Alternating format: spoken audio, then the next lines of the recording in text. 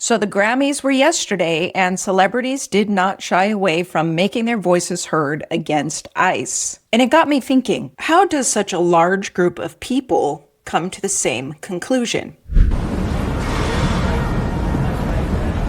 In case you haven't heard, it's fashionable now to hate ICE. It's fashionable now to demonize and dehumanize ICE. And it's fashionable now to have one perspective on what's happening in the country. And when I say fashionable, I mean literally. So celebrities were wearing this ICE Out pin. Teen Vogue did this article on it. What the ICE Out pins at the Grammys 2026 mean. Sometimes even a small accessory can carry greater significance in fashion. On the Grammys 2026 red carpet, celebrities wore ICE Out pins to do just that. Over the past month, U.S. Immigration and Customs Enforcement has been deployed in large numbers across the country. The pins are somewhat of a staple this award season and were first spotted at the Golden Globes 2026. According to a press release circulated to journalists ahead of the Golden Globes red carpet, the pins are part of an ACLU-endorsed campaign organized by a coalition of entertainment industry professionals with support from these organizations. So let's actually focus on a couple things here. First, campaign, and secondly, the organizations involved. What is a campaign in activism? A campaign in activism is a structured, strategic, and sustained effort designed to achieve a specific social, environmental, or political goal. It organizes people, resources, and communication to shift power dynamics, influence decision makers, or change public opinion. So let's focus here on communication to shift power dynamics. So let's see how many campaigns the ACLU is running right now on ICE. As of early 2026, the ACLU is running multiple concurrent and high-intensity campaigns, legal actions, and advocacy efforts focused on U.S. Immigration and Customs Enforcement in response to actions by the second Trump administration. Here is a view of some of those campaigns. Okay, so you get the picture. So I popped real quick into ChatGPT just to ask about the other organizations. Tell me if any of these organizations lean more progressive or conservative in their advocacy. It would seem that most of them lean progressive, left-leaning advocacy. We have MoveOn, a well-established grassroots progressive political advocacy group, National Domestic Workers Alliance, and so on. Okay, so we've established that this campaign is directly from the progressive or left-leaning Democratic Party. Now, that might be obvious to most of us, but I wanted to zoom out and show the mechanics behind a campaign, just to recognize who's involved and what the incentive structures might be, especially when the goal is to shift power dynamics. Now, I mention a goal because as a marketer, I know that two of the essential things you would think about when you're running a campaign is one, your goal, and two, your audience. Your goal is what you're trying to achieve. Then your focus becomes how do you speak to your audience in order to achieve your goal. So who watches the Grammys? Based on preliminary data and trends surrounding the 2025 and early 2026 Grammy season, the viewership of the Grammys shows a mix of traditional television decline and high digital engagement, particularly among younger demographics. While traditional older audiences still make up a significant portion of live linear TV, Gen Z, 68%, and millennials are highly invested. Now, I know this all seems a bit mechanical, but stick with me because I'm showing you how a campaign works. Hey, sorry to interrupt this video, but just to quickly say, if you want to dive deeper in these topics with me where I don't have to censor myself because of the algorithm in YouTube, head over to Substack and follow me there. That's the space where I can be a little bit freer with my views and my opinions. So if you're interested in that, follow the link in the description and subscribe to my Substack. So here's what we've established so far. The ACLU and many other progressive-leaning organizations are running campaigns. The campaign's goal, amongst other things, is to shift power dynamics. What are the power dynamics? Right now, the Trump administration is in power.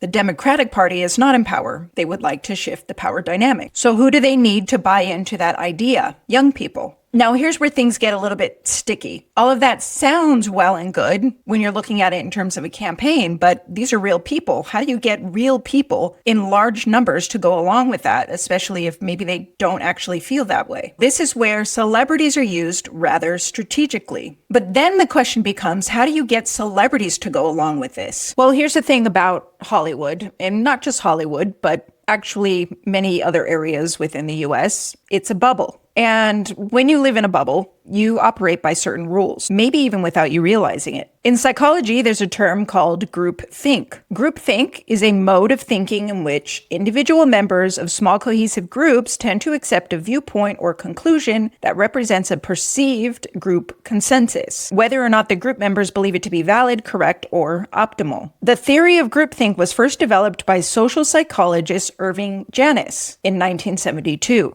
The 8 symptoms of groupthink include an illusion of invulnerability or of the inability to be wrong, the collective rationalization of the group's decision, an unquestioned belief in the morality of the group and its choices, stereotyping of the relevant opponents or out-of-group members, as well as self-censorship.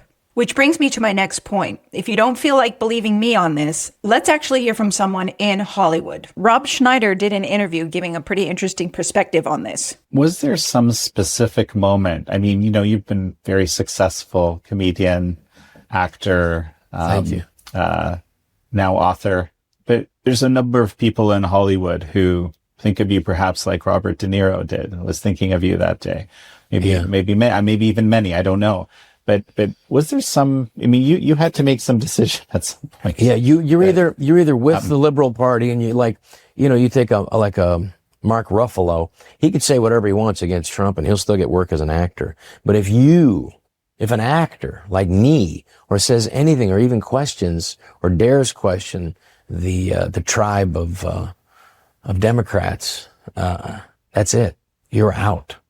You're out of Hollywood. Did you know that before you opened your big mouth?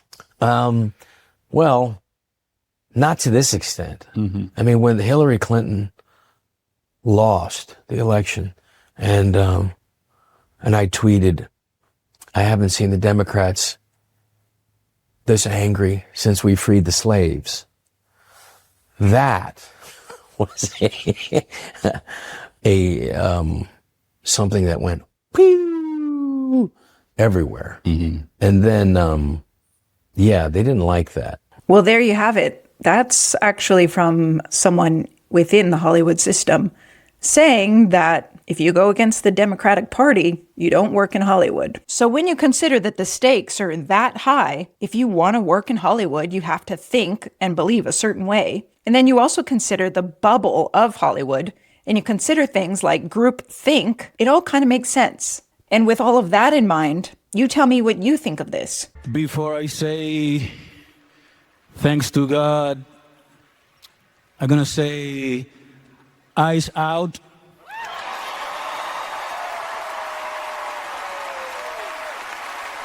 We're not savage, we're not animals, we're not aliens, we are humans and we are Americans. Billie followed suit with searing remarks of her own after winning Song of the Year for her hit Wildflower alongside brother Phineas. No one is illegal on stolen land. Yeah, it's just really hard to know what to say and what to do right now. And I feel really hopeful in this room, and I feel like we just need to keep fighting and speaking up and protesting, and our voices really do matter, and the people matter, and I say sorry. The A-listers weren't alone in voicing their outrage. Other attendees made a statement with Ice Out pins on the red carpet and during the show, with Justin and Hailey Bieber, Bon Iver, Joni Mitchell, Carole King, and more all sporting the accessory. Best New Artist Olivia Dean also touched upon the topic on stage with a personal anecdote. I want to say I'm up here as a granddaughter of an immigrant. I wouldn't be here.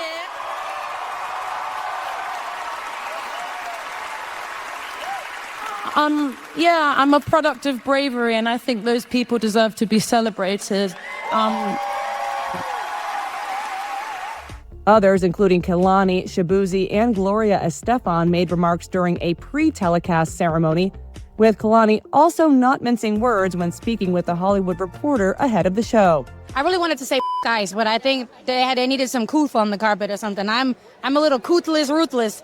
But I think everybody, we're too powerful of a group to all be in the room at the same time and not make some kind of statement in our country. So yeah, it's brainless to me. The comments capped a weekend of protests across the U.S. Well, there you have it. Celebrities, Hollywood, musicians, all kind of repeating a lot of the same things, all reaching the same conclusion, at least in terms of the voices being amplified. Now, let me just say this. I'm not saying that none of them are sincere or don't genuinely believe what they're saying, but I am just sort of picking it apart and pointing out the fact that there's a lot of incentives for them all to feel the same way and to be loud about it, especially when the consequences are maybe being ostracized in Hollywood. Yeah, that's a real thing. If you got any value out of this video, can you hit like and subscribe and maybe share this video with a friend? And otherwise, stick around. There's going to be a lot more coming up.